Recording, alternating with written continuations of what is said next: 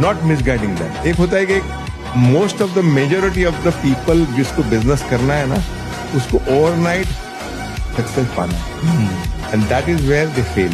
मतलब ओवरनाइट पैसे बनाना है, किसी भी तरह से पैसे बनाना है, बट जो बंदा प्रॉपर सिस्टमेटिक वे से पैसा बनाएगा विदाउट मिसगाइडिंग द बायर और without misguiding the supplier, long way सोच के काम करेगा ना, वो जिंदगी में कभी उसका नहीं।